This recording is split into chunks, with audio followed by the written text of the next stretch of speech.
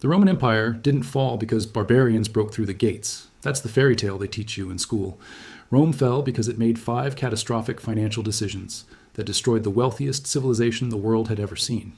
And right now, at this very moment, we are repeating every single one of those mistakes, word for word, decision for decision, like a script we can't stop reading. If you think this is ancient history with no relevance to your bank account, you're about to have your eyes opened. Because what happened to Rome over centuries is happening to us in real time, except we're doing it faster, on a larger scale, and with far more devastating consequences. By the end of this video, you'll understand why the financial collapse we're heading into isn't just predictable, it's inevitable, and you'll know exactly which of the 5 rules we forgot. Let me take you back to the height of Rome. 3rd century AD, the empire stretched from Britain to Mesopotamia. It controlled the known world. Its currency, the denarius, was the global reserve currency of its time. Sound familiar? Roman emperors had a problem. They needed to fund massive armies, endless wars, expanding bureaucracies, and a population that demanded bread and circuses. But they were running out of money. The treasury was empty.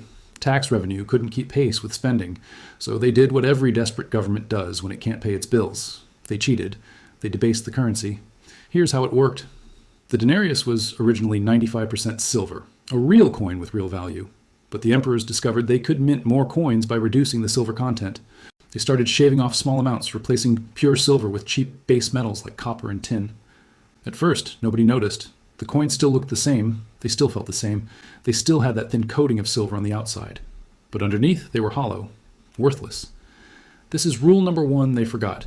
Money must represent real value, not government promises. When you sever the connection between currency and something real, something tangible, you create an illusion.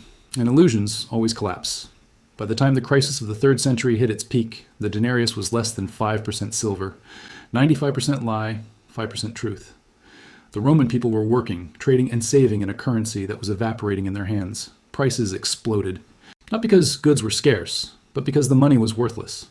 A measure of wheat that cost half a denarius in 200 AD cost over 200 denarii by 300 AD. That's a 400 times increase in 1 century. Hyperinflation that destroyed the savings of an entire civilization. The people who lost everything were the ones who trusted the system. The farmers who saved coins, the soldiers who accepted payment in currency, the merchants who held cash. Meanwhile, the elites who understood what was happening bought land. They bought productive assets. They bought things that couldn't be debased, and they became wealthier as everyone else became poor. Now, let me ask you something. What happened on August 15th, 1971? Richard Nixon went on television and announced that the United States would no longer convert dollars to gold. He called it temporary. 54 years later, we're still waiting for it to be reversed. That was the moment the dollar became a modern denarius, a currency backed by nothing except the government's ability to enforce its use. Pure fiat, pure faith. Since that night, the dollar has lost over 98% of its purchasing power. A house that cost $20,000 in 1971 costs $400,000 today.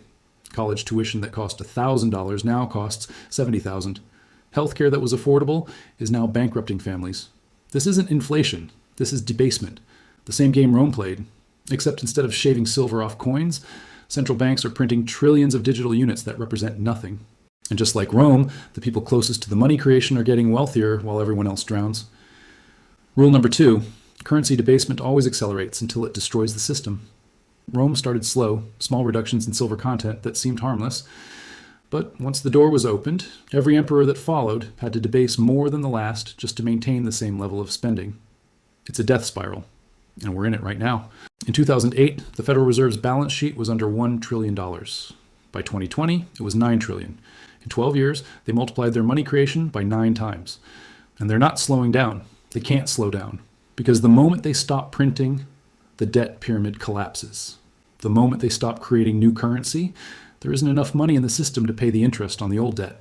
They're trapped, just like the Roman emperors were trapped. And just like Rome, it ends the same way every single time. Rule number 3. When trust in the currency dies, the empire dies with it. Here's what most people don't understand about money. Money isn't paper, it isn't metal, it isn't even digital numbers on a screen. Money is a story, a collective belief that these symbols represent value. When that story breaks, when people stop believing, everything collapses overnight. In Rome, the breaking point came when citizens realized their coins were worthless. They stopped accepting denarii for goods, they demanded payment in kind, food for food, labor for labor. The monetary economy seized up and reverted to barter. When money stops working, civilization stops working. Roads don't get maintained. Armies don't get paid. Trade breaks down. Security evaporates. Rome didn't fall to barbarians. Rome fell apart from the inside, and by the time the barbarians arrived, they were just walking through the ruins of an empire that had already committed financial suicide. We're watching the same story unfold today. Except this time, it's global.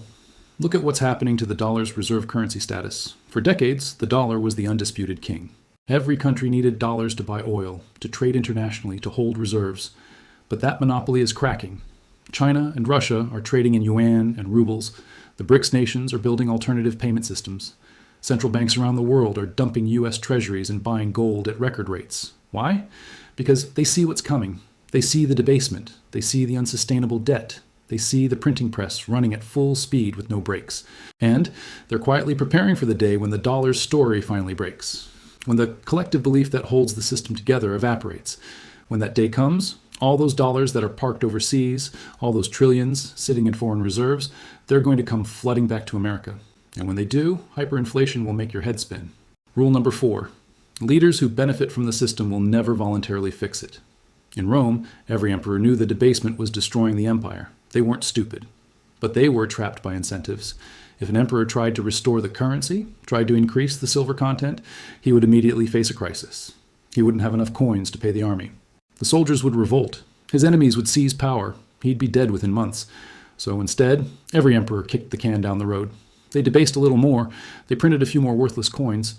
They hoped the collapse would happen on someone else's watch. Sound familiar? Do you think the Federal Reserve doesn't know they're destroying the dollar? Do you think politicians don't understand that the debt is unsustainable? Of course they know.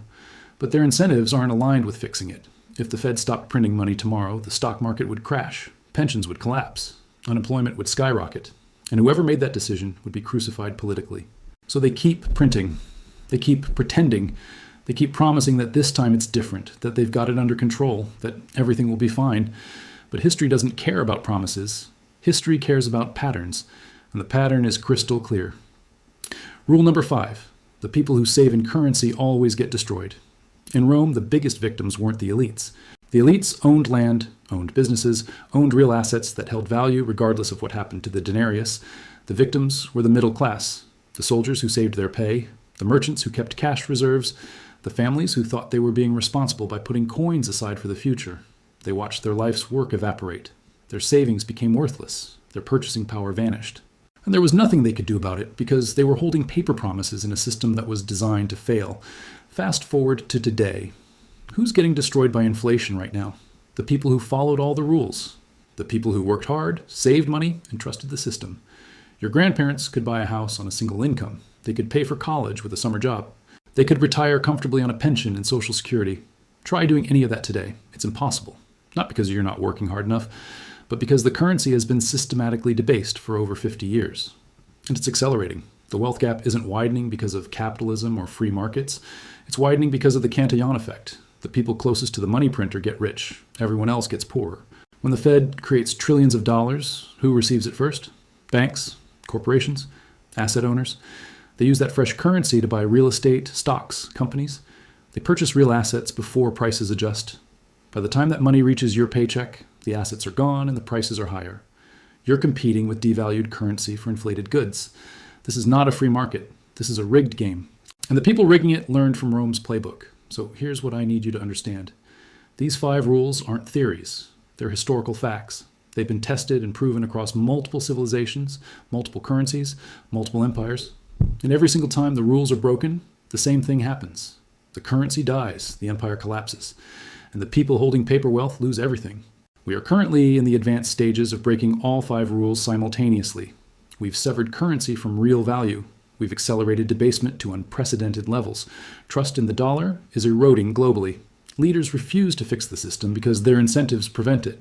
And the middle class is being sacrificed to keep the pyramid standing for one more day. Rome took 300 years to complete this cycle. We're doing it in 50. The question isn't whether the system will collapse. The question is what you're going to do before it does. Because here's the brutal truth. History repeats, but it doesn't warn. Rome didn't get a notification that said, your empire will fall in 10 years, please prepare. The collapse happened gradually, then suddenly. One day everything seemed fine. The next day, it was over. We're in that gradually phase right now. Most people think everything is normal.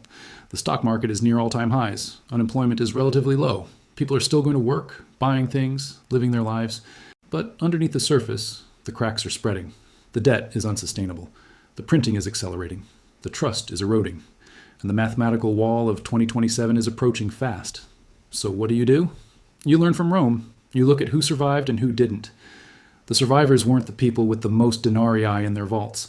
The survivors were the people who owned land, who owned productive businesses, who had skills that generated value regardless of what happened to the currency.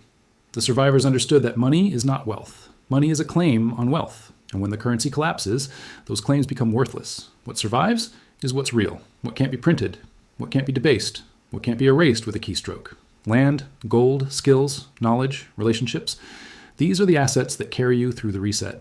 If you're watching this video, you're already ahead of 99% of people. Most will never see this coming. They'll be blindsided when the currency finally breaks.